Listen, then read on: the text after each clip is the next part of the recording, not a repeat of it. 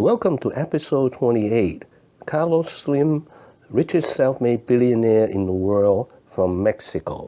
This is an outline of episode 28. 4 reasons why we study Carlos Slims. First, he was the richest man in the world from 2010 to 2013. Second, he's the only one from the developing world, Mexico. Third, his net worth is 6% the GDP of Mexico, and he owns 40% of the Mexican stock market. Fourth, he also owns 200 companies and employs 200,000 people. So how did he do it? We'll explore.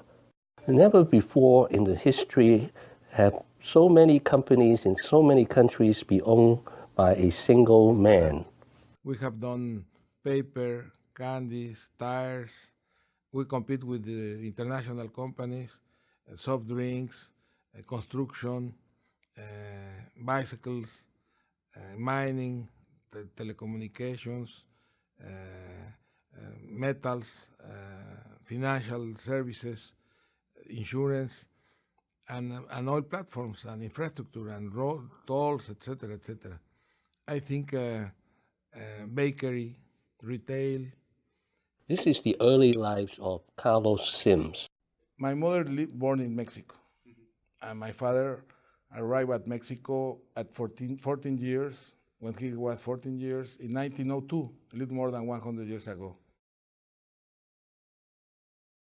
The empire was very tough with the Christians, and I understand that they put in the army or something like that when they were very young, and that's the reason, the main reason why they emigrate, the Christians, emigration of Lebanese.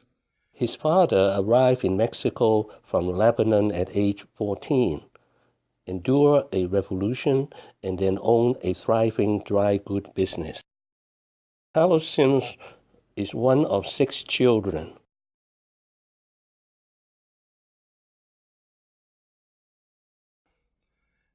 My father was a businessman, and he get us to the business, the commerce, and he tried to teach us how to work when we were very young, maybe 8 years, 10 years, near the youngest.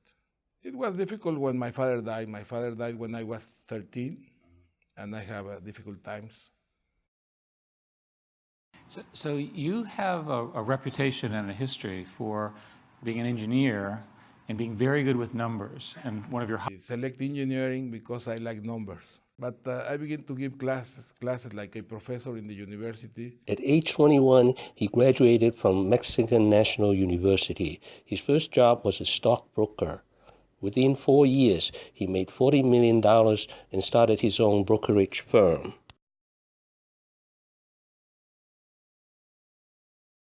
In 1967, at age 27, he got married. In 1982, Carlos Slim made a killing in the Mexican stock market by buying when everyone else was selling.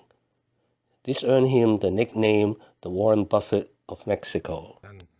And the prices of the companies was crazy.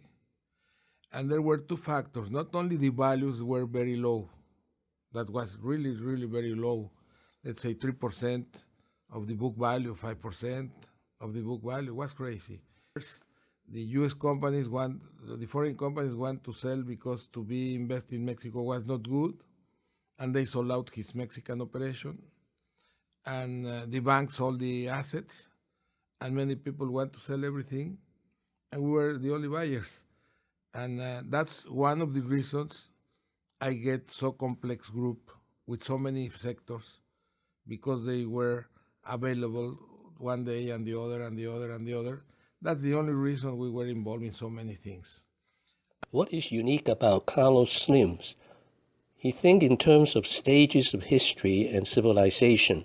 He knows exactly what to invest in the next stage before his competitors. In this agricultural society, let's say politicians or governments were everything.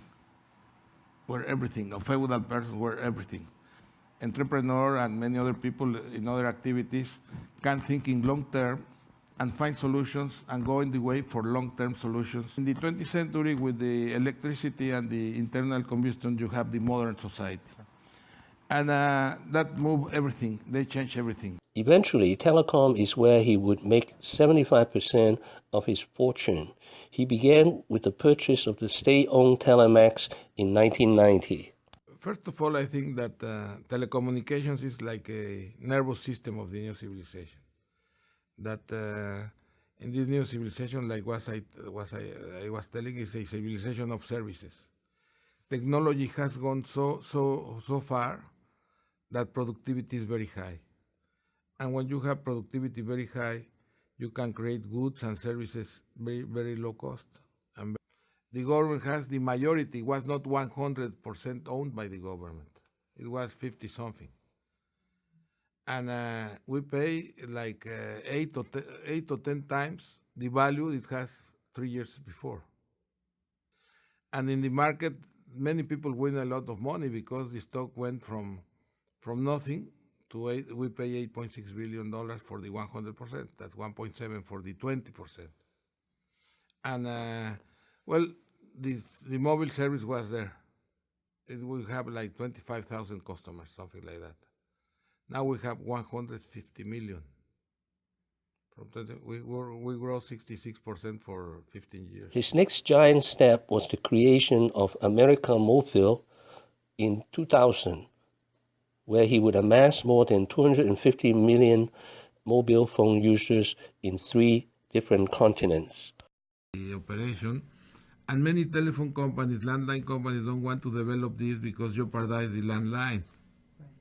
And we put them in to compete. We separate Telmex from America Mobile to compete between them, because the biggest competitor for local service is mobile. What have I learned today? Carlos Slim is a genius who could manage 200 companies in 3 different continents.